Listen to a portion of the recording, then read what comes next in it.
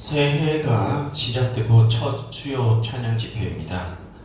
우리가 예배당을 이전하기 전에 우리는 찬양 집회 때 갈라디아서를 살펴보고 있었죠. 그래서 새해에 맞춰서 그 갈라디아서 강의를 다시 시작하려고 합니다. 그래서 잠시 기억을 되살리는 차원에서 이 갈라디아서가 쓰인 배경에 대해서 잠시 설명하고 넘어가도록 하겠습니다.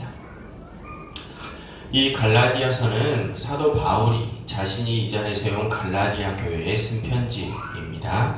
그런데 이 편지는 자유의 대헌장이라는 별칭을 가지고 있다고 했었죠. 그 이유는 그 내용에 있어서 하나님께서 우리에게 주신 구원의 자유를 강조하고 있기 때문입니다. 그런데 왜 그런 자유를 강조하느냐? 그것은 당시 갈라디아 교회에 거짓 복음 전파자들이 들어와서 율법의 행위를 강조했기 때문입니다. 그 거짓 교사들은 예루살렘 교회로부터 파송된 복음 전파자들 중에 일부인데, 그들은 원래 바울 이외에 다른 사도들, 즉 베드로나 요한이나 야고보 등과 같은 다른 사도들의 제자들이었습니다. 그런데 왜 그들이 갈라디아 교회에 들어와 거짓 복음을 전하였느냐? 그것은 그들이 바울에게 라이벌 의식을 가지고 있었기 때문입니다. 여러분, 바울은 예수님의 사도이지만 예수님께 직접 사도의 직분을 받지는 않았죠. 베드로, 요한, 야고보 같은 다른 사도들은 예수님과 직접 함께하며 활동도 하고 예수님께 직접 사도의 직분을 받았지만, 바울은 예수님이 돌아가시고 난 뒤에 그리스도인들을 박해하는 핍박자로 살다가 그 그리스도인들을 잡으러 가는 다메섹 길에서 성령의 감화 가운데 예수님을 영접하고 그 성령의 감화 가운데 사도의 직분을 받게 된 자입니다. 그런데 여러분, 그것은 사실 바울 자신의 주장이죠. 누가 그 일을 목격한 것이 아닙니다. 그래서 당시 다른 사도들의 제자들은 그런 바울의 사도성을 의심하고 그를 경계한 것입니다.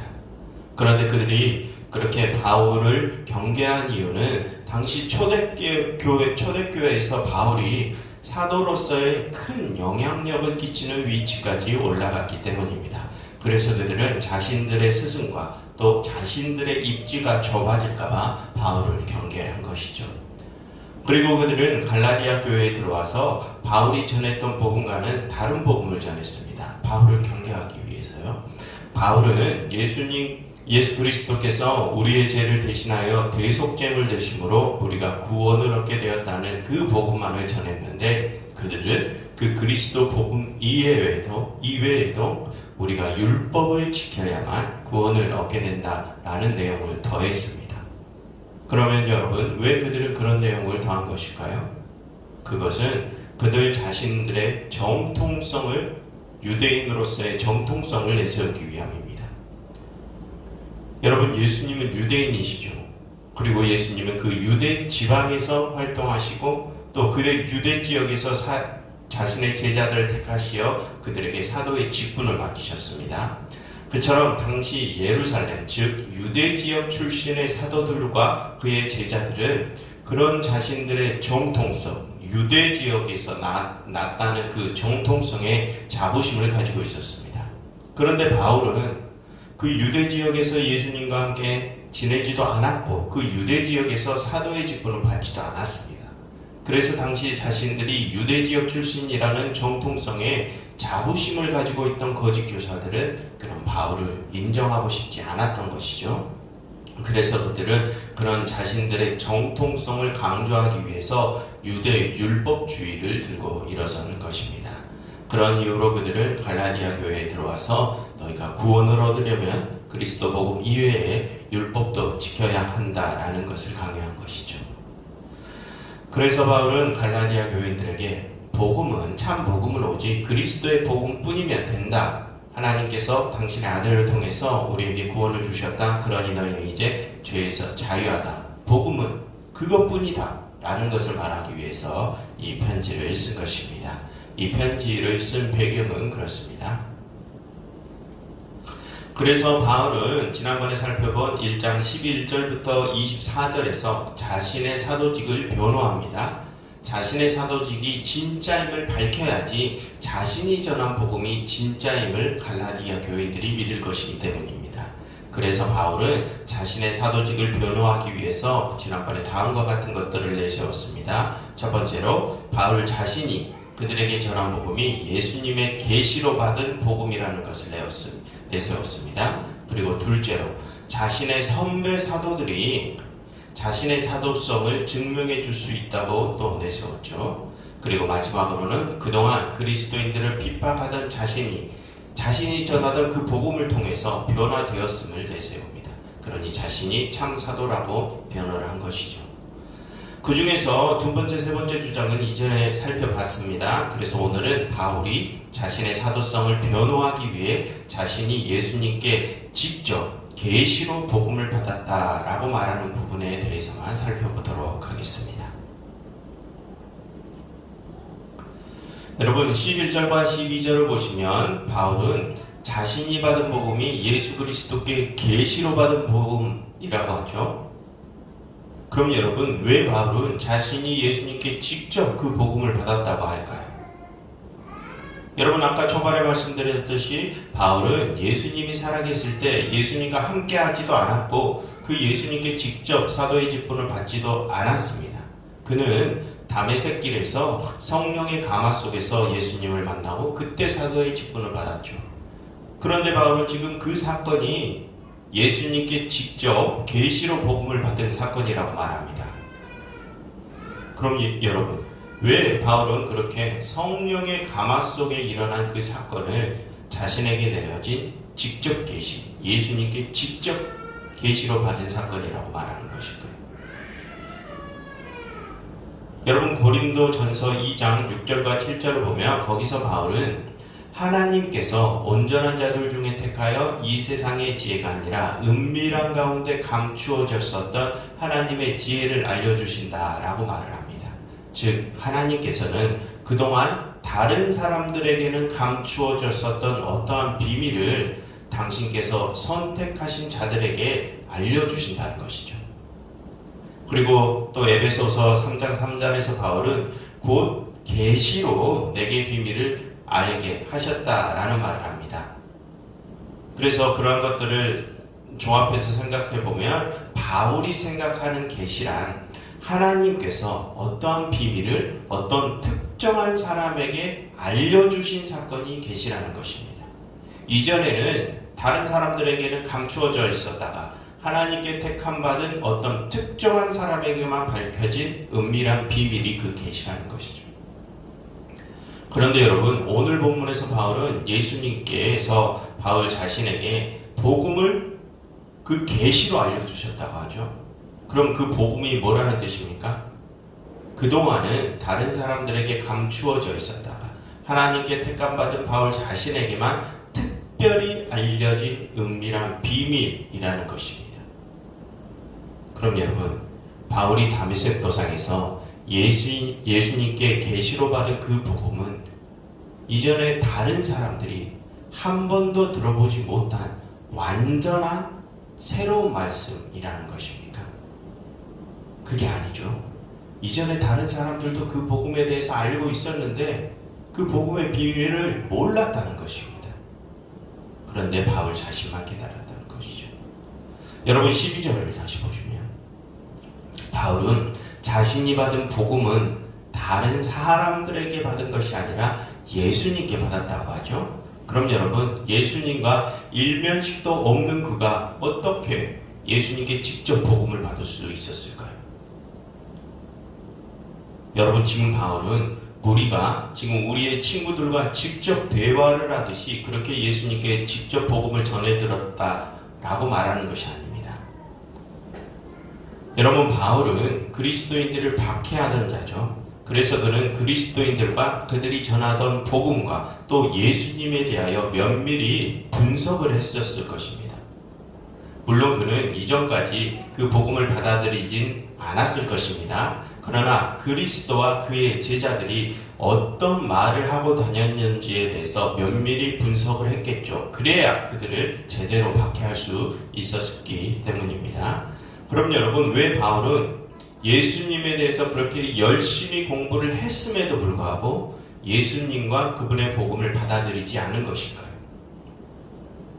그것은 그때까지 바울에게 율법, 즉 구약 성경만이 하나님의 온전한 복음이었기 때문입니다. 그래서 여러분 13, 14절에 가서 보면 거기서 바울은 이전에 자신이 유대교에 있었을 때 다른 유대인들보다 유대교를 지나치게 믿어 내 조상의 전통에 대하여 열심히 공부했다라고 말하죠. 그처럼 바울은 다른 이들보다 유대교의 전통과 유대 율법에 정통한 자입니다. 그럼 여러분, 바울이 다메섹 도상에 들어가기 전까지 그가 알고 있던 복음이란 무엇이었을까요? 그 유대 율법입니다. 즉 구약 성경이 이전까지 바울이 알고 있던 유일한 복음이었죠. 바울은 그 유대 율법이 하나님의 온전한 말씀이라고 굳게 믿고 있던 자였습니다. 그래서 바울은 그 구약 성경 이외에 다른 말씀을 복음으로 받아들일 수 없었던 것입니다. 그런데 여러분, 어떻게 해서 바울은 다메섹으로 가는 길에서 예수님이 참 메시아이고 예수님이 전하신 복음이 참 복음임을 깨달을 수 있었을까요? 그는 구약 성경만이 온전한 복음이라고 생각하고 있는데 어떻게 다메섹 길에서 그것을 깨달은 것일까요? 그것은 그동안 자신이 너무도 잘 알고 있던, 그래서 너무도 열심히 공부했던 그 전공, 그 율법 때문입니다. 여러분, 이전에 바울은 유대인들 중에 최고의 율법학자 가말리엘의 수제자였습니다. 바울은 유대 율법에 대해서는 최고의 지식을 가진 자죠. 또한 바울은 그리스도인들을 핍박하기 위해 예수님에 대해서도 열심히 공부했다고 했었죠.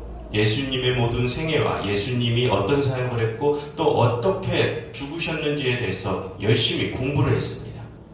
그처럼 바울은 유대 율법에 대해서도 열심히 공부하고 그 예수님에 대해서도 열심히 공부한 자입니다. 그 둘 모두를 그래서 너무도 잘 알고 있었죠.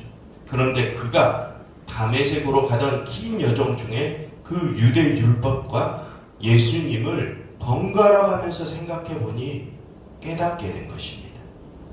자신이 핍박하던 그 예수가 보여준 모든 모습이 바로 그동안 자신이 열심히 공부해 오던 율법의 모든 말씀의 완성이었음을 깨닫게 된 것이죠.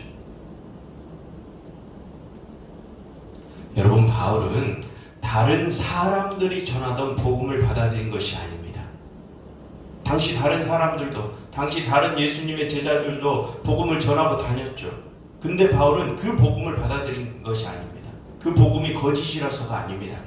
그 사람들이 전하던 복음을 받아들인 것이 아니라는 것이죠.